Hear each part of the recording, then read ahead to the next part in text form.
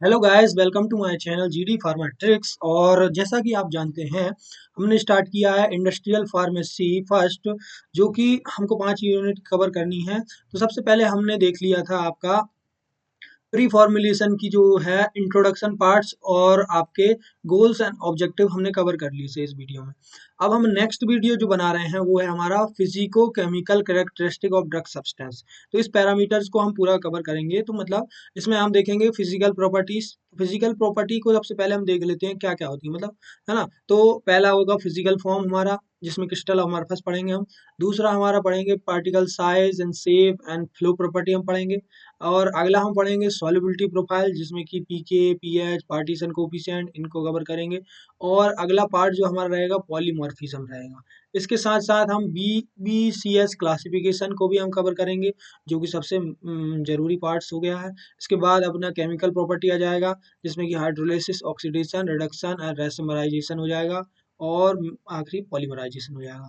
तो देखते हैं। तो चलिए साथियों, स्टार्ट करते हैं physico chemical characteristic of drug substance. तो क्या होते हैं फिजिको केमिकल पैरामीटर्स या प्रॉपर्टी, जो कि हमको प्री फॉर्मुलेशन के अंदर पढ़ना है ना। तो देखिए, एक सिंपल सी बात है कि यदि आप प्री फॉर्मुलेशन कर रहे हो, मतलब फॉर्मुलेशन बना रहे हो, है ना।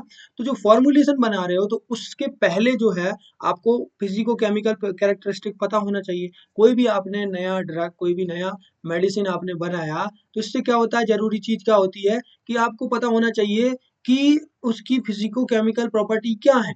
क्यों पता होना चाहिए? वो इसलिए क्योंकि वो प्रॉपर्टी जो है वो हमारे ड्रग को, थेरापेटिक रिस्पॉन्स को, उसकी बायो अवेलेबिलिटी को, उसकी स्टेबिलिटी को, है ना। जो हमने डोजेस फॉर्म बना रहे हैं, उस डोजेस फॉर्म की स्टेबिलिटी को, उसकी बायोबिलिटी, उससे थेरापेटिक रिस्पॉन्स को क्या करते हैं, वो अफेक्ट करते हैं। तो वो अफेक्ट ना करे, और वो अफेक्ट करे तो अच्छा अफेक्ट करे, है ना। मान लीजिए हमको बायोबिलिटी कम करने वाले फैक्टर नहीं, बढ़ाने वाले फैक्टर हमको बढ़ाना है, तो उसकी स्टडी हमको करनी पड़ेगी। तो चलिए, ये चीजें हो गई। इसके बाद हम देखेंगे कि देखो, फिजिको केमिकल जो है दो वर्ड से मिलकर बना है। एक आपका हो गया फिजिको, और एक आपका केमिकल, मीन्स फिजिको और केमिकल। तो फिजिको मतलब हो गया फिजिकल प्रॉपर्टी, और केमिकल से हो गया आपका केमिकल प्रॉपर्टी, है ना। तो ड्रग की जो है फिजिकल और केमिकल प्रॉपर्टी को हम फिजिको केमिकल प्रॉपर्टी कहते हैं। तो चलिए, सिलेबस में हमारा पहले फिजिकल है, फिर केमिकल है। तो सबसे पहले हम फिजिकल प्रॉपर्टी को कवर करते हैं। फिजिकल प्रॉपर्टी क्या होती है? देखिएगा, जो फिजिकल प्रॉपर्टी है उसमें हमने सबसे पहले देखा कि उसमें है फिजिकल फॉर्म, है ना। तो अब देखिएगा, ये फिजिकल फॉर्म क्या है। ये देखो, फिजिकल फॉर्म क्या है। तो देखिएगा, हमारा जो केमिकल कंपाउंड है, ये हमारा केमिकल कंपाउंड है। तो जो केमिकल कंपाउंड है ना, वो उसके पास दो चीजें होती हैं। एक तो क्या होता है, क्रिस्टल हैबिट्स, है ना। एक क्या होता है, क्रिस्टल हैबिट्स। और दूसरा आपका क्या होता है, इंटरनल स्ट्रक्चर। दूसरा आपका क्या होता है, इंटरनल स्ट्रक्चर। ओके। आपका एक क्रिस्टल हैबिट। अब क्रिस्टल हैबिट का मतलब क्या हुआ? क्रिस्टल हैबिट का मतलब होता है आउटर अपीरियंस। क्या होता है? आउटर अपीरियंस ऑफ कंपाउंड, है ना। उसका जो बाहरी, जो जो वो अपीयरेंस आपको दिखता है, कोई चीज बड़ी है, कोई चीज छोटी, मतलब उसका शेप जैसा दिखता है ना, वो शेप जो आउटर अपीयरेंस है, वो उसकी बात करता है ना। वो किस में आता है? क्रिस्टल हैबिट्स में। जबकि इंटरनल स्ट्रक्चर में क्या आता है? इंटरनल स्ट्रक्चर में हमका क्रिस्टलाइन और अमरफस फॉर्म आएगा। मतलब इंटरनल स्ट्रक्चर का मतलब होता है कि जो मॉलिक्यूल्स का अरेंजमेंट होता है विथ इन द सॉलिड, उसी को हम इंटरनल स्ट्रक्चर कहते हैं। और वो इंटरनल स्ट्रक्चर दो प्रकार से हो सकता है, या तो क्रिस्टलाइन फॉर्म में रहे, या तो वो अमरपस फॉर्म में रहे। तो उसी चीज को हमको पढ़ना है। तो ये हमारी हो गई फिजिकल फॉर्म, है ना। क्या हो गई? मेन फोकस है हमारा क्रिस्टलाइन और अमरपस पे। ओके। तो चलिए देखते हैं। अब है क्रिस्टल हैबिट के टाइप, देख लीजिए थोड़े से। जैसे कि मान लीजिए एग्जांपल ऑफ क्रिस्टल हैबिट, ये आपका प्लेटी टाइप का है, मतलब जिसका जो आउटर अपीयरेंस है वो प्लेट टाइप का आपका दिख रहा होगा, है ना, प्लेटी टाइप का। ये आपका मेसिव टाइप का इक्वेंट, है ना, एक क्यू टाइप का आपका आकार दिख रहा है। दूसरा इसका हैबिट है निडल या एसिकुलर शेप, है ना। चौथा है आपका ब्लेड टाइप का। पांचवा आपका ट्यूबुलर है ना। तो ये ब्लेड टाइप का दिख रहा है, ये ट्यूबुलर फॉर्म में दिख रहा है, ये आपका प्रामेटिक, है ना। तो ये सिक्स फॉर्म प्राइमेटिक, है ना, एक पिरामिड के शेप के आकार का, इस टाइप से वो दिख रहा है ना। तो ये हो गया हमारा क्रिस्टल हैबिट, जो कि डिफरेंट टाइप के शेप मतलब क्योंकि वो सेप ही है बाहर से जो दिखता है ना, आउटर अपीयरेंस, तो वो इस प्रकार से हो सकता है, उसके टाइप ऐसे हो सकते हैं। ओके, तो अब बात करते हैं हम कि इंटरनल स्ट्रक्चर हमारा कैसा रहेगा। तो देखिए जो इंटरनल स्ट्रक्चर है वो हमने क्या बोला कि it is the molecular arrangement with in the solid, है ना, जो सॉलिड के अंदर मॉलिक्यूल्स का अरेंजमेंट है ना, उसी को हम इंटरनल स्ट्रक्चर कहते हैं। और वो दो फॉर्म में रह सकता है, जैसे क्रिस्टलाइन और अमरफस फॉर्म में, है ना। ठीक है, तो इस प्रकार से अब हम चलते हैं क्रिस्टलाइन और अमरफस फॉर्म की ओर। तो हमारा जो क्रिस्टलाइन और अमरफस फॉर्म है, इसको हम बड़ी अच्छी तरीके से समझेंगे क्योंकि यही पूछा जाता है जनरली। अब देखिए, आप स्ट्रक्चर से समझिए, ये हमारी एक क्रिस्टलाइन फॉर्म है और ये हमारा अमरफस फॉर्म है। अब देखिए इसमें अंतर क्या है, ये अंतर है, देखो जो हमारा मॉलिक्यूल्स है वो सेम टाइप का है, मतलब इस पे एक ही शेप का है ना, लेकिन उसका जो अरेंजमेंट है, उसका जो अरेंजमेंट है वो क्रिस्टलाइन में रिपीटेटिव स्पेसिंग है, मतलब उसमें जो स्पेस हमको दिखेगा, है ना, वो भी मतलब पर्टिकुलर रहेगा, मतलब जितना एक जगह रहेगा दूसरी जगह भी उतना स्पेस आपको देखने को मिलेगा। दूसरी चीज, उसमें जो मॉलिक्यूल्स का अरेंजमेंट है वो एक रेगुलर पैटर्न में होगा, जो हमारा जो मॉलिक्यूल्स का जो अरेंजमेंट रहेगा वो रेगुलर पैटर्न में रहेगा, एक बिल्कुल रिपीटेड पैटर्न में रहेगा। ठीक है, जबकि अमरफस फॉर्म में क्या होता है, जो हमारे जो मॉलिक्यूल्स हैं, जो हमारे एटम्स हैं, वो रैंडमली अरेंजमेंट हो जाते हैं। अब रैंडमली अरेंज होने की वजह से क्या होता है, कहीं इसका जो क्या बोलते हैं उसको, स्पेस है, इसके अंदर के स्पेस जो बड़ा हो जाता है, बड़ा स्पेस हो जाता है, कहीं स्पेस घट जाता है। तो ये जो रैंडमली अरेंजमेंट होता है, उनके उसकी वजह से उसका क्या हो जाए, जो जो लेटिक्स पैटर्न है ना, वो डिफाइन डेफिनेट नहीं होता है, वो डेफिनेट नहीं होता है, जिसकी वजह से क्या होता है, वो इरेगुलर पैटर्न शो करता है। इरेगुलर पैटर्न शो करने की वजह से क्या होता है, उसका जो ब्रेक डाउन है, जैसे कि हम इसका एग्जांपल लेंगे हमारे पास में कांच ग्लास का, जब ग्लास को हम तोड़ते हैं तो वो इरेगुलर फॉर्म में ही टूटता है, वो कभी रेगुलर फॉर्म में नहीं टूटता। क्यों? क्योंकि उसके मॉलिक्यूल्स का जो अरेंजमेंट है वो अमरफस फॉर्म में है। ओके, तो इस वजह से हमारा जो होता है वो ग्लास इरेगुलर फॉर्म में टूटता है। ओके, अब यहाँ पर हमने बोला कि crystals also known as the true solid. अब देखिएगा, जो हमारे क्रिस्टल्स होते हैं उनको हम ट्रू सॉलिड बोलते हैं, ट्रू सॉलिड। लेकिन जब हमारे पास सॉलिड होता है, हमारे पास सॉलिड को हम बोलते हैं super cold liquid. Super cold liquid मतलब सॉलिड का दूसरा नाम क्या है, मतलब सॉलिड का सुपर कोल्ड लिक्विड। और इसका एक और नाम होता है, जैसे क्रिस्टलाइन का ट्रू सॉलिड होता है, तो हमारे पास को हम बोलते हैं सूडो सॉलिड, है ना, सूडो सॉलिड।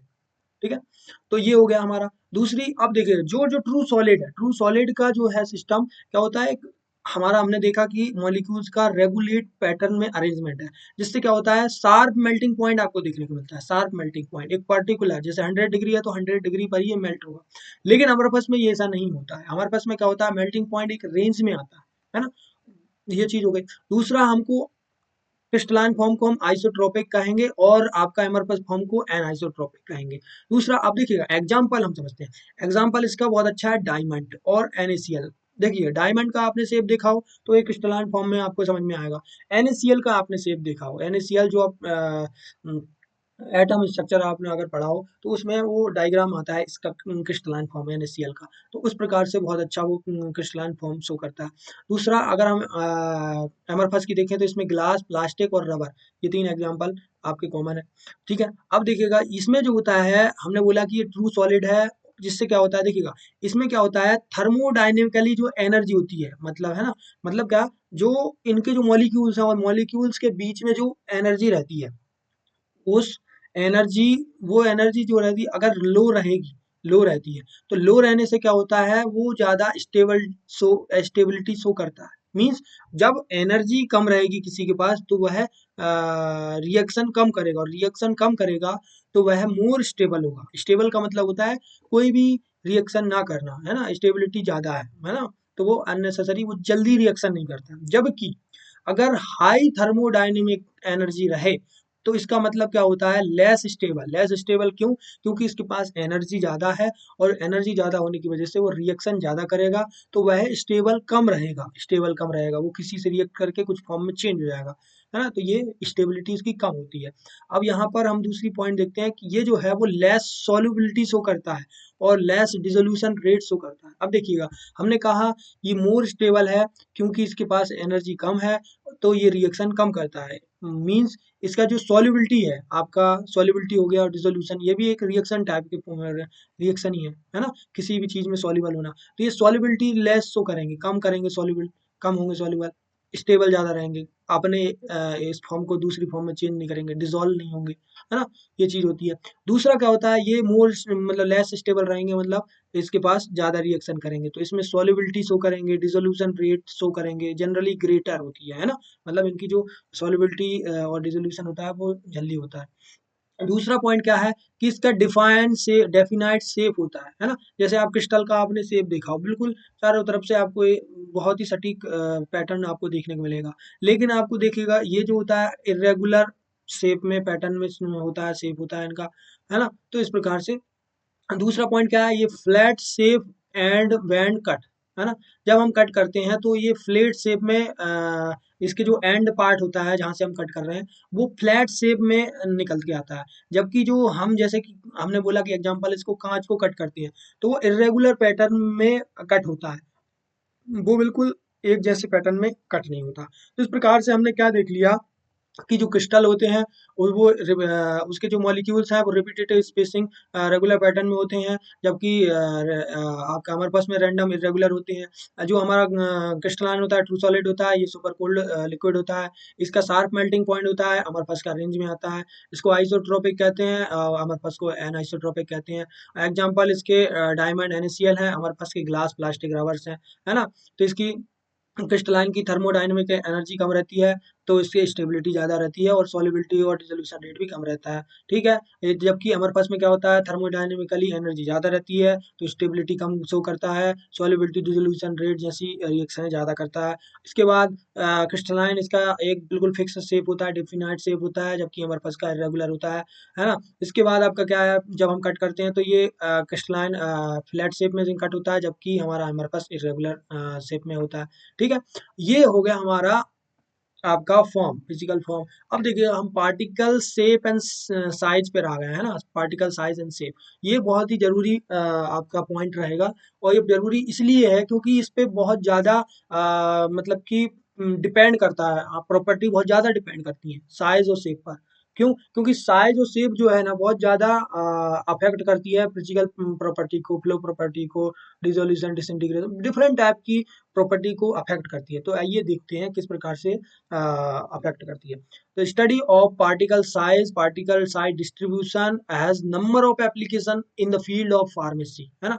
तो हम उसकी जो स्टडी कर रहे हैं जिससे कि हमको बहुत ज़्यादा उपयोगिता, हमको फील्ड में इसका यूज हमको देखने को मिलता है, वही हम देखते हैं। जैसे कि पार्टिकल साइज जो है वो अफेक्ट करती है डिफरेंट टाइप की प्रॉपर्टीज को, तो हम देखते हैं कौन कौन सी प्रॉपर्टीज हैं, लाइक देखिएगा work density, flow property, bulk density, flow property, mixing, drying, है ना, surface area, dissolution, disintegration rate, absorption, stability, spreadability और पोरोसिटी। तो इस प्रकार से इतनी सारी और भी हैं, सेडिमेंटेशन, और भी आप लगा सकते हैं, मतलब ऐड कर सकते हैं, है ना। तो पार्टिकल साइज जो है वो इतनी प्रॉपर्टी को अफेक्ट करता है, इतनी प्रॉपर्टी को अफेक्ट करता है। तो चलिए देखते हैं किस प्रकार से इन चीज़ों को अफेक्ट कर रहा है हमारा पार्टिकल साइज।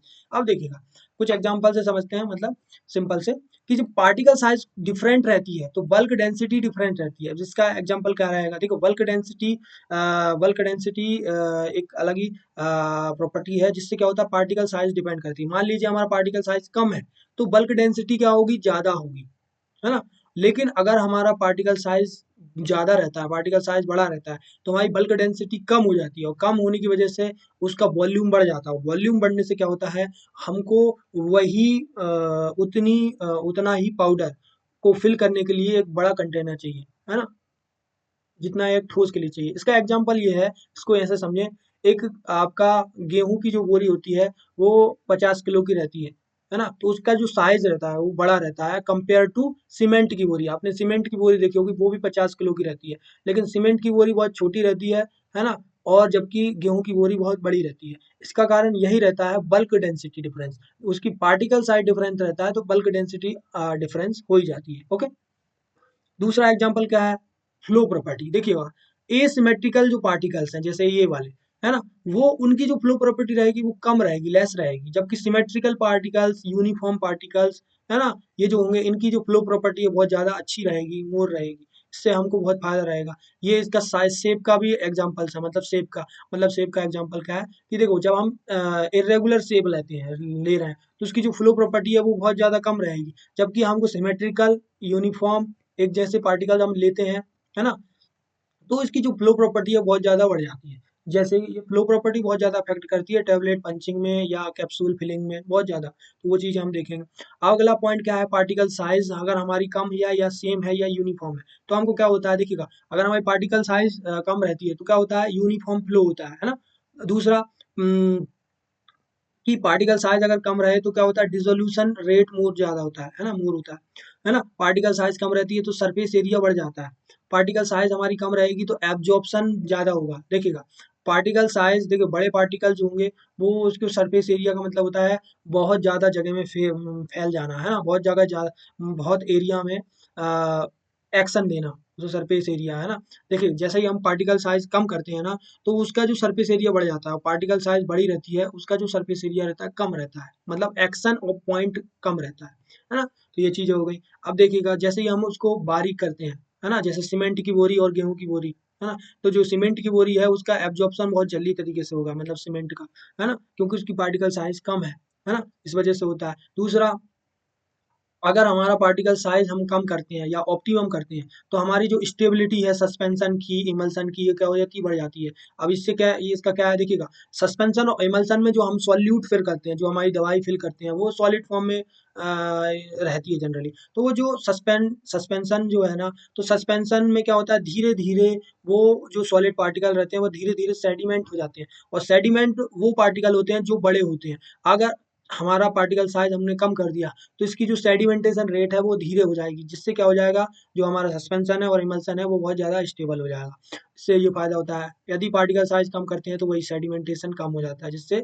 सस्पेंशन इमल्सन अपनी स्टेबिलिटी बढ़ जाती है। दूसरा, ड्राइंग रैपिड और फास्ट होगी। देखिएगा यदि हम पार्टिकल साइज को यूनिफॉर्म रखें, उसको कम रखें तो हमको उसको ड्राइंग करने में आसानी होगी। दूसरा, अगर हम पार्टिकल साइज कम रखते हैं तो पेनिट्रेशन पावर बढ़ जाती है ना, जो हमारी सॉल्युबिलिटी के बाद जो पेनिट्रेशन एब्जॉर्प्शन होता है, जो वो पेनिट्रेशन पावर बढ़ जाती है, जिससे कि हमारे को टाइम ऑफ प्रोसेस, मतलब जो एक्शन में लगने वाला जो टाइम है वो कम हो जाता है। दूसरा, अगर पार्टिकल साइज कम रहती है तो स्प्रीडेबिलिटी बढ़ जाती है। आप देखिएगा वही कि हमने बोला कि स्प्रीडेबिलिटी बढ़ जाती है ना, स्पीड, जहाँ हम पार्टी मतलब जो है ना जो बहुत ज़्यादा एरिया, मतलब सरफेस एरिया बढ़ जाता है ना, तो उसकी स्प्रीडेबिलिटी बढ़ जाती है। अब क्या होगा, दूसरा कि यूनिफॉर्म मिक्सिंग होती है, जैसे हमने देखा यूनिफॉर्म मिक्सिंग, यूनिफॉर्म ड्राइंग, है ना, तो इस प्रकार से ड्राइंग होती है, यूनिफॉर्म मिक्सिंग होती है, जैसे एक जैसे पार्टिकल रहते हैं तो आपका मिक्सिंग जो होती है प्रॉपर होती है। तो ये चीज़ें अफेक्ट करती हैं, इसको आप डिटेल में भी लिख सकते हैं, हमने भी शॉर्ट फॉर्म में लिखा है। तो चलिए अगला पॉइंट हम देखते हैं, पार्टिकल साइज डिटर्मिनेशन। ओके, देखिएगा पार्टिकल साइज डिटर्मिनेशन जो है, पार्टिकल साइज के अंदर देखिएगा हम कैसे डिटर्मिनेशन कर सकते हैं इनको। बहुत सारी मेथड होती है, मैंने कुछ लिखा है, वो है माइक्रोस्कोपिक टेक्निक, हम माइक्रोस्कोप से देख के उसकी साइज पता लगाते हैं। सीविंग, जहाँ पर छन्नी जैसी आपका इंस्ट्रूमेंट का यूज करके हम सीविंग टेक्निक के द्वारा कर सकते हैं। सेडिमेंटेशन, सेडिमेंटेशन जो रेट हमको पता करके उसकी साइज हम पता कर लेते हैं। कंडक्टिविटी, कंडक्टिविटी मेथड से हम पता कर लेते हैं कि साइज कितनी है। तो इस प्रकार से मेथड होती हैं साइज डिस्ट्रीब्यूशन, मतलब साइज डिटर्मिनेशन की। तो चलिए, ये तो हमारा हो गया पार्टिकल साइज और शेप की बात, है ना। अब हम चलते हैं फ्लो प्रॉपर्टी, जो हमारा नेक्स्ट पॉइंट है फ्लो प्रॉपर्टी। तो जो फ्लो प्रॉपर्टी है, हमने एक चीज देखी कि पार्टिकल साइज पर डिपेंड करती है फ्लो प्रॉपर्टी, और उसके शेप पर डिपेंड करती है ना। तो फ्लो प्रॉपर्टी जो है, फ्लो प्रॉपर्टी कहाँ पर अफेक्ट करती है वो देखते हैं। देखिएगा फ्लो प्रॉपर्टी हमको कहाँ पर यूज होती है, सबसे पहले हम बताएं कि जैसे कि आप टैबलेट पंचिंग कर रहे हैं तो टैबलेट का जो पाउडर होता है वो हम होपर में आपको होपर में फिल करते हैं। तो जो होपर में हम फिल करते हैं ना, तो वो होपर्स में जो मटेरियल फिल करते हैं, अगर उसकी जो फ्लो प्रॉपर्टी अगर प्रॉपर नहीं होती है, आगे वाली हम टैबलेट की प्रोसेसिंग प्रॉब्लम में ये फ्लो प्रॉपर्टी वाला इशू देखेंगे, जिसका नाम है रेट होलिंग, ब्रिजिंग, आर्किंग।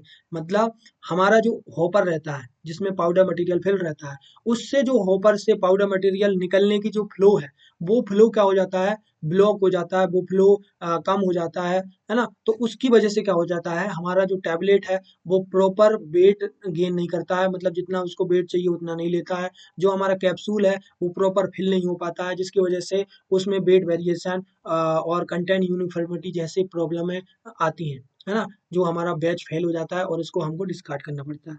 तो इस वजह से ये फ्लो प्रॉपर्टी बहुत ज़्यादा इंपॉर्टेंट है। अब देखिएगा, जो होती है फ्लो प्रॉपर्टी मीन्स होती है पार्टिकल टू फ्लो, मतलब एबिलिटी, जिसकी पार्टिकल को फ्लो करने की एबिलिटी को फ्लो प्रॉपर्टी बोलते हैं। अब ये जो होती है फ्लो प्रॉपर्टी जो होती है वो डिपेंड होती है डिफरेंट पैरामीटर्स पे, जैसे कि पार्टिकल साइज हो गया, शेप हो गया आपका, पोरोसिटी हो गया आपका, डेंसिटी हो गया और हाइग्रोस्कोपिसिटी हो गया, है।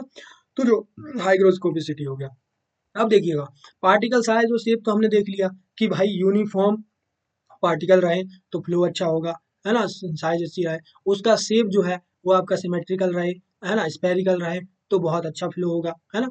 तो इस प्रकार से अब हम चलते हैं पोरोसिटी, डेंसिटी, हाइग्रोस्कोपी की तरह, है ना। अब दूसरा पॉइंट हम देखते हैं कि फ्लो प्रॉपर्टी जो है वो फ्लो प्रॉपर्टी है उसको हम डिटरमाइन कर सकते हैं एंगल ऑफ प्रोपोज के द्वारा, है ना, कार्स इंडेक्स के द्वारा और हाउसनर रेशियो के द्वारा, है ना। और भी कई मेथड हम यूज कर सकते हैं फिर। तो चलिए, Carr's index, Hausner ratio, angle of repose, है ना। फ्लो प्रॉपर्टी जो है वो हेल्प करती है, किस चीज में हेल्प करती है, हमको maintaining a uniform weight of tablet of and capsule during the production. अब देखिए, मैंने जो पहले बताया कि फ्लो प्रॉपर्टी अगर अच्छी है तो टैबलेट का जो वेट है वो यूनिफॉर्म रहेगा, कैप्सूल में भी आपका कंटेंट पूरा अच्छे से फिल होगा। तो इसका जो है, इसको मेंटेन करने का काम फ्लो प्रॉपर्टी पे ही है पूरा डिपेंड। ओके। दूसरा है, यदि इरेगुलर फ्लो होगा, है ना, तो हमारा जो पाउडर है वो non uniform weight doses form का प्रोड्यूस होगा, मतलब हमारा अगर इरेगुलर फ्लो ऑफ पाउडर, है ना, पाउडर का इरेगुलर फ्लो रहता है तो हमको जो नॉन यूनिफॉर्म वेट वेट वाला डोजेस फॉर्म बन के तैयार होता है। ओके। अब अगला है हमारा पोरोसिटी। देखिएगा, हमने क्या बोला कि हमने बोला कि आपका जो फ्लो प्रॉपर्टी है पार्टिकल साइज, शेप और पोरोसिटी, डेंसिटी, हाइग्रोस्कोपी पे डिपेंड करता है। तो हमने पोरोसिटी, शेप और साइज देख लिया है, पोरोसिटी हम देखते हैं, है ना। तो पोरोसिटी कैसे फ्लो प्रॉपर्टी को अफेक्ट करती है और क्या पोरोसिटी का स्पेशली इफेक्ट है। देखिएगा, पोरोसिटी जो है उसको हम बोलते हैं वॉइड या पोर्स या स्पेस जो कि प्रेजेंट होता है पाउडर के अंदर, है ना। पाउडर के अंदर जो छेद रहते हैं या फिर जो फ्री स्पेस रहता है उसी को पोरोसिटी बोला जाता है। ठीक है। अब जो होता है, जो पोरोसिटी जो होता है इन्फ्लुएंस करता है, क्या इन्फ्लुएंस करता है, डिसइंटीग्रेशन और डिसोल्यूशन ऑफ ड्रग, है ना। तो पोरोसिटी डायरेक्ट अफेक्ट करता है डिसइंटीग्रेशन को और डिसोल्यूशन को। ओके। अब किस प्रकार से करता है वो भी हम देखेंगे। यदि इसको कैलकुलेट करना है, पोरोसिटी को हम दूसरी भाषा में हम वॉइड ई भी बोल सकते हैं, ई फॉर एप्सिलॉन होता है जिसको पोरोसिटी को सिंबल से दर्शाते हैं। ओके।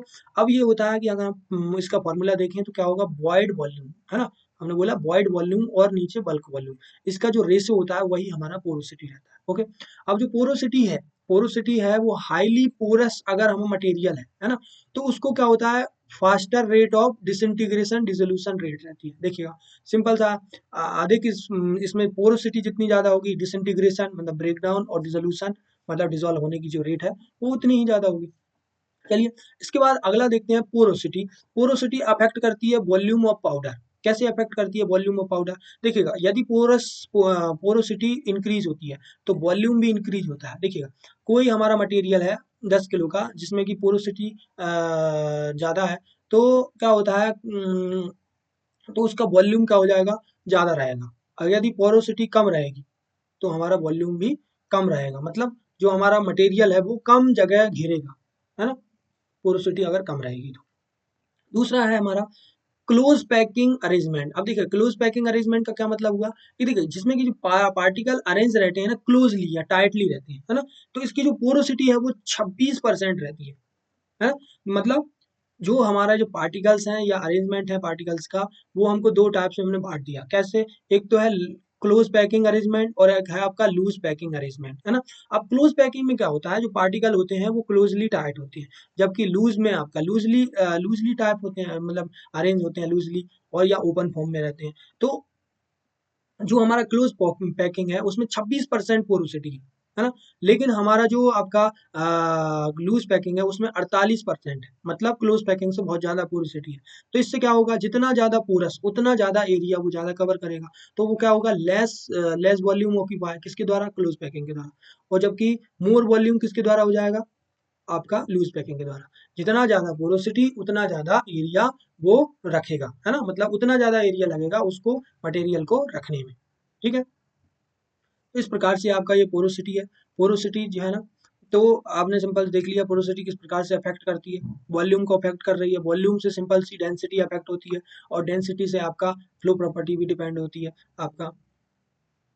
दूसरा है आपका डेंसिटी, जो कि फ्लो प्रॉपर्टी को अफेक्ट करती है ना। अब देखिएगा, अब बल्क डेंसिटी की बात करते हैं। बल्क डेंसिटी जो है वो हमारा सिलेक्टिंग हेल्प करती है, सिलेक्शन ऑफ कंटेनर, है ना।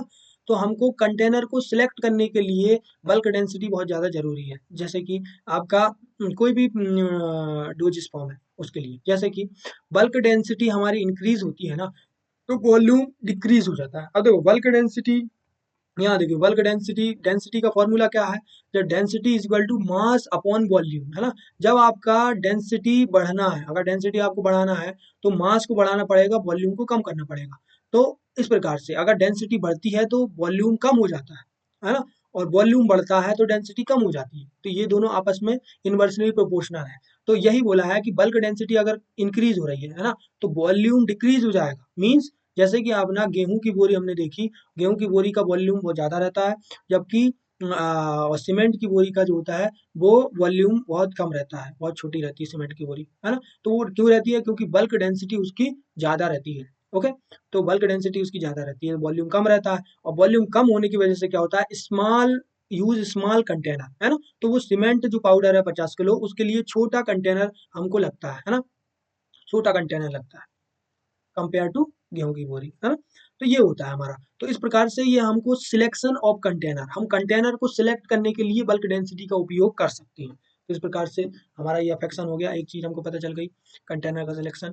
दूसरा, हम देखते हैं इसके टाइप को, किस प्रकार से इसके टाइप्स होते हैं। तो देखिएगा, पहले हम देख लेते हैं यूनिट, इसका यूनिट है ग्राम पर सेंटीमीटर क्यूब, है ना। और अब देखिएगा type two type, different type की टाइप होते हैं, जैसे ट्रू डेंसिटी, ग्रेन्यूल डेंसिटी, आपका बल्क डेंसिटी, है ना। जो ट्रू डेंसिटी है, अब वो ट्रू डेंसिटी क्या है, ट्रू डेंसिटी को हम मेजर करते हैं weight of powder according and ratio volume true volume, है ना, weight of powder upon true volume. Okay, जबकि ग्रेन्यूल डेंसिटी को क्या कैसे मेजर करेंगे, ग्रेन्यूल का वेट अपॉन ग्रेन्यूल का ही वॉल्यूम, है ना। लेकिन बल्क डेंसिटी को हम कैसे करेंगे, बल्क डेंसिटी को वेट ऑफ पाउडर, है ना, पाउडर का सिंपल वेट, है ना, और बल्क वॉल्यूम, है ना। तो देखिएगा बल्क डेंसिटी के बल्क वॉल्यूम, ग्रेन्यूल डेंसिटी के लिए ग्रेन्यूल वॉल्यूम, और ट्रू डेंसिटी के लिए ट्रू वॉल्यूम चाहिए, है ना। और ट्रू डेंसिटी के लिए वेट ऑफ पाउडर चाहिए, बल्क डेंसिटी के लिए वेट ऑफ पाउडर चाहिए, लेकिन ग्रेन्यूल्स के लिए हमें ग्रेन्यूल्स का वेट चाहिए। ओके, अब जो होता है, चलिए अब देख लेते हैं हम कुछ मेथड जो कि हमको यूज में आती हैं वॉल्यूम के डिटर्मिनेशन में। तो चलिए देखते हैं मरकरी डिस्प्लेसमेंट मेथड। अब देखिए मरकरी डिस्प्लेसमेंट मेथड जो है वो किस लिए यूज होती है, ग्रेन्यूल्स का वॉल्यूम डिटर्मिनेशन करने के लिए, ग्रेन्यूल्स का वॉल्यूम डिटर्मिनेशन करने के लिए। ओके, और दूसरी है मरकरी डिस्प्लेसमेंट का मतलब होता है हम उस ग्रेन्यूल के जो वॉल्यूम है उसमें, मतलब हम ग्रेन्यूल्स में मरकरी को फिल कर देंगे, जिससे क्या हो, जितना मरकरी फिल होगा, है ना, वो क्या हो जाएगा, उस ग्रेन्यूल्स के अंदर प्रेजेंट जो वॉल्यूम है, वॉइड स्पेस या वॉल्यूम, उस वॉल्यूम को हटा देगा, तो उस और अब उसको स्पेस की जगह वो खुद फिल हो जाएगा। तो उससे हमको पता चल जाएगा कि कितना हमारा मरकरी फिल हुआ है, तो उससे हमको पता चल जाएगा वॉल्यूम कितना है। दूसरा, उसी प्रिंसिपल पे आधारित gas helium nitro displacement method, मतलब गैस डिस्प्लेसमेंट मेथड, जिसमें कि हम यूज करते हैं हीलियम और नाइट्रोजन को। और दूसरी लिक्विड डिस्प्लेसमेंट मेथड, इसमें हम लिक्विड का यूज करते हैं। ठीक है, ये यूज होती है ट्रू डेंसिटी को डिटर्मिनेशन के लिए, ट्रू डेंसिटी को डिटर्मिनेशन के लिए। ओके, अब देखिएगा अगला पॉइंट है कि हम bulk density apparatus, bulk density apparatus से हम क्या करते हैं, मेजर बल्क डेंसिटी मेजर करते हैं। ओके, तो इस प्रकार से तीनों का मेजरमेंट हो गया। अब हो जाता है हमारा फ्लो प्रॉपर्टी में अगला पॉइंट कि हम हाइग्रोस्कोपिसिटी जो है फ्लो प्रॉपर्टी को कैसे अफेक्ट करती है। देखिएगा, जो हमारा हाइग्रोस्कोपिक मटेरियल होता है, मतलब क्या होता है, जो हाइग्रोस्कोपिक मटेरियल का मतलब होता है मॉइस्चर को एब्जॉर्ब करने वाले मटेरियल, डेलिक्विसेंट मटेरियल, या है ना, तो हाइग्रोस्कोपिक मटेरियल, ये सब मॉइस्चर को गेन करने का काम करते हैं, है ना। तो जो मॉइस्चर गेन करते हैं ना, तो उससे क्या होता है, जो जैसे पाउडर मटेरियल हमने कुछ लिया और वो पाउडर मटेरियल हमारा, हम टैबलेट उसकी टैबलेट पंचिंग कर रहे हैं, टैबलेट जब पंचिंग कर रहे हैं वो हॉपर में हम रखते हैं, खुले में रखते हैं, तो क्या होता है, अगर मॉइस्चर गेन कर लेगा, है ना, मॉइस्चर गेन कर लेगा, तो वो हॉपर में चिपक के रह जाएगा, या फिर सही से वो पंचिंग नहीं होगा, तो बहुत सारी प्रॉब्लम आपको देखने को मिलेंगी, है ना। तो फ्लो प्रॉपर्टी क्या हो जाती है, इससे डिक्रीज हो जाती है यदि आपकी हाइग्रोस्कोपिसिटी बढ़ जाती है, ठीक है। अब अगला पॉइंट है कि हम किस प्रकार से फ्लो प्रॉपर्टी को मेजर कर सकते हैं। तो हमने देखा था कार्स इंडेक्स, हाउसनर रेशियो और एंगल ऑफ प्रोपोज। तो एंगल ऑफ प्रोपोज की बात करते हैं कि एंगल ऑफ प्रोपोज क्या है। तो आप स्ट्रक्चर में, आप यहाँ पर डायग्राम में मतलब ग्राफ में देख सकते हैं कि एक आपने पायल बनाया है, पायल मीन्स पाउडर का पहाड़, है ना, छोटा सा। तो वो पाउडर का जो पहाड़ है उसमें जो आपका जो एरिया बन रहा है, मतलब सॉरी, एंगल बन रहा है, उस एंगल का नाम एंगल ऑफ प्रोपोज है। और वो एंगल बनता है एक तो हॉरिजॉन्टल प्लेट के बीच, हॉरिजॉन्टल प्लेन के बीच, और आपका जो इससे जो अटैच होके जो होती है सरफेस ऑफ पाइल, है ना, सरफेस ऑफ पाइल के बीच में। तो क्या है, angle of repose is defined as the maximum angle possible between surface of pile और पाउडर एंड हॉरिजॉन्टल प्लेन या सरफेस, ओके। तो इन दोनों के बीच में जो बनता है उसी को हम एंगल ऑफ प्रोपोज बोलते हैं, ओके। अब जो एंगल ऑफ प्रोपोज है ना, तो इसमें देखिएगा ये इसको हाइट बोलते हैं, है ना, पायल की हाइट बोलते हैं, है ना। और इसको आपका एंगल ऑफ प्रोपोज बोलेंगे, इसको हम रेडियस बोलेंगे, okay, radius of Payal, okay. तो ये हमारा जो फॉर्मूला है वो बन जाता है tan theta upon h upon r, okay. तो इसमें जो होता है एंगल ऑफ प्रोपोज आपका हो जाएगा टेन थीटा, है ना, और अपना एच जो हो जाएगा वो हाइट ऑफ पायल हो जाएगा, और आर हो जाएगा radius of base of Payal, okay. तो इस प्रकार से हम एंगल ऑफ प्रोपोज इसको डिटरमाइन करते हैं, है ना। तो अब एंगल ऑफ प्रोपोज से क्या मीनिंग आपको फ्लो प्रॉपर्टी में निकलता है, सबसे पहले वो जानने जरूरी है। देखिए, एंगल ऑफ प्रोपोज से क्या निकलता है कि हमारा अगर लोअर एंगल ऑफ प्रोपोज रहे, है ना, तो हमारा क्या होता है, बेटर फ्लो प्रॉपर्टी रहता है। मतलब अगर हमारा एंगल ऑफ प्रोपोज, मतलब जो एंगल बनता है वो कम एंगल होगा, तो फ्लो प्रॉपर्टी ज्यादा होगी, है ना। फ्लो प्रॉपर्टी कब इंक्रीज कब होगी, जब एंगल ऑफ प्रोपोज डिक्रीज होगा, है ना। तो चलिए एग्जांपल से समझते हैं इसको। एक हमने एग्जांपल ले लिया, क्या, स्मूथ या स्फेरिकल पार्टिकल लिए, और हमने एक तरफ लिए रफ एसिमेट्रिकल पार्टिकल। ये एक शेप साइज का भी एग्जांपल हो सकता है ना। अब इस एग्जांपल से हम समझते हैं कि देखिएगा, ये हमने पायल बनाया, ये हमने इस साइड पायल बनाया, तो दोनों में से क्या होता है, इसका जो एंगल है वो बहुत कम है, जबकि इसका एंगल बहुत ज्यादा है। अब एंगल ज्यादा होने का कारण क्या है, इसमें हमने लिए हैं स्मूथ पार्टिकल्स, और इसमें हमने लिए हैं बिल्कुल रफ पार्टिकल। अब रफ पार्टिकल है तो इसमें जो होगा, आपस में जो पार्टिकल के बीच में जो फ्रिक्शन होगा वो क्या होगा, ज्यादा होगा, है ना। फ्रिक्शन ज्यादा होगा, फ्रिक्शन ज्यादा होगा तो वो फ्लो क्या होंगे, कम करेंगे ना। जब फ्रिक्शन ज्यादा होता है बिटवीन द पार्टिकल तो वो फ्लो नहीं करते हैं, है ना। तो फ्लो नहीं करते हैं तो आप सिंपल सा क्या होगा, उसका एंगल ऑफ प्रोपोज बढ़ गया। तो यहाँ पर देखिए एंगल ऑफ प्रोपोज बढ़ गया। दूसरी तरफ हम देखते हैं कि जब हम स्मूथ पार्टिकल लिए तो इसके बीच में जो फ्रिक्शन है वो कम लगेगा, और जब कम लगेगा तो फ्लो क्या हो गया, ज्यादा हो जाएगा, ठीक है। तो फ्लो ज्यादा हो जाएगा तो हमारा जो एंगल ऑफ प्रोपोज बहुत ही कम आएगा। तो इससे हमको पता चला कि यदि हमारा फ्लो प्रॉपर्टी कम ज्यादा चाहिए तो हमको एंगल ऑफ प्रोपोज कम होना चाहिए, है ना। तो अब देखिएगा, एक तो क्या हो गया कि यदि हमको यहीं से समझ में आ रहा है, यदि हमको फ्लो प्रॉपर्टी बढ़ानी है तो हमको स्मूथ पार्टिकल रखने चाहिए, है ना। कोई ऐसा पार्टिकल्स हमको लेना चाहिए जिसका पार्टिकल्स स्मूथ हो, या स्मूथली उस पार्टिकल का शेप इस प्रकार से हम ला सकें, इस प्रकार हम करें। दूसरा क्या होता है, हमारा जो रफ पार्टिकल्स है उसके अंदर हम कुछ ऐसा मटेरियल मिला दें जिससे कि इसकी फ्लो प्रॉपर्टी बढ़ जाए। तो चलिए देखते हैं। अब कुछ ये टेबल देख लेते हैं कि एंगल प्रोपोज जाकर अगर 25 से कम रहे तो बहुत ज़्यादा अच्छी प्रॉपर्टी हमको मिलती है, मतलब फ्लो प्रॉपर्टी बहुत ज़्यादा एक्सीलेंट रहेगी। ये पैरामीटर्स हैं जो कि जीपीड में और इंटरव्यू क्वेश्चन में और एग्जाम पैटर्न में भी आपके पूछे जाते हैं, सभी में पूछे जाते हैं। तो ये चीज़ रहती है। अब 25 से 30 के बीच में रहेगा तो हमारा गुड रहेगा, 30 से 40 के बीच में रहेगा तो पॉसिबल रहेगा, और 40 के ऊपर जो रहेगा वो वेरी पुअर रहेगा। इस प्रकार से मतलब एंगल ऑफ प्रूफ जितना ज़्यादा बढ़ेगा उतनी प्रोबेबिलिटी घट जाएगी, ओके। दूसरा, ग्लाइडेंट और लुब्रिकेंट। अब देखिए, ग्लाइडेंट और लुब्रिकेंट हम यूज करते हैं फ्लो प्रॉपर्टी को बढ़ाने के लिए, है ना। तो फ्लो प्रॉपर्टी को बढ़ाने के लिए हम ग्लाइडेंट और लुब्रिकेंट का यूज करते हैं। और अब देख लेते हैं अगला पॉइंट, कार्स इंडेक्स। है ना, कार्स कंप्रेसिबिलिटी इंडेक्स। अब देखिएगा इस ये जो है वो ज़्यादा डीपली हमको पढ़ना नहीं होता क्योंकि ये कंटेंट बहुत ज़्यादा हो जाता है ना। तो इस वजह से हम इसका फॉर्मूला ही देखते हैं, वो है tap density minus bulk density upon tap density into 100। Okay, तो इस प्रकार से इसका कार्स कंप्रेसिबिलिटी इंडेक्स का फॉर्मूला हो जाता है। और अगला है हाउसनर्स रेशियो। हाउसनर रेशियो का फॉर्मूला जो है tap density upon bulk density, है ना।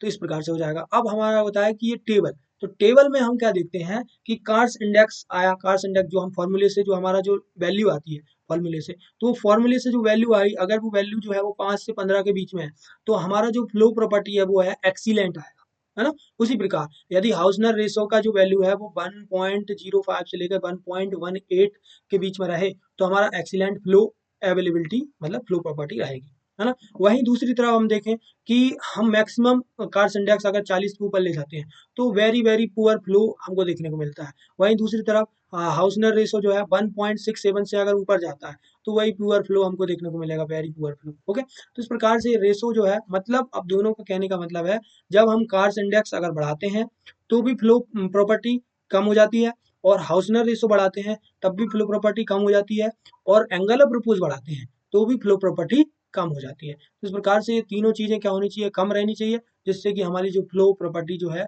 वो बहुत अच्छी रहे। ओके, तो इस प्रकार से हमने क्या कर लिया है, फ्लो प्रॉपर्टी तक हमने कर लिया है। अब हम अगली वीडियो में सॉल्युबिलिटी प्रोफाइल कवर करेंगे, और सॉल्युबिलिटी प्रोफाइल जो है उसमें हम देखेंगे पीके पीएच जो भी पार्टीशन कोफिशिएंट और डिफरेंट टाइप के और प्रॉपर्टी हैं वो हम देखेंगे, कवर करेंगे।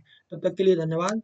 और इसका जो पीडीएफ लिंक है वो हम टेलीग्राम चैनल पे डाल दिया है, वहाँ से आप फ्री में इसको डाउनलोड कर सकते हैं। चलिए फिर मिलते हैं, धन्यवाद।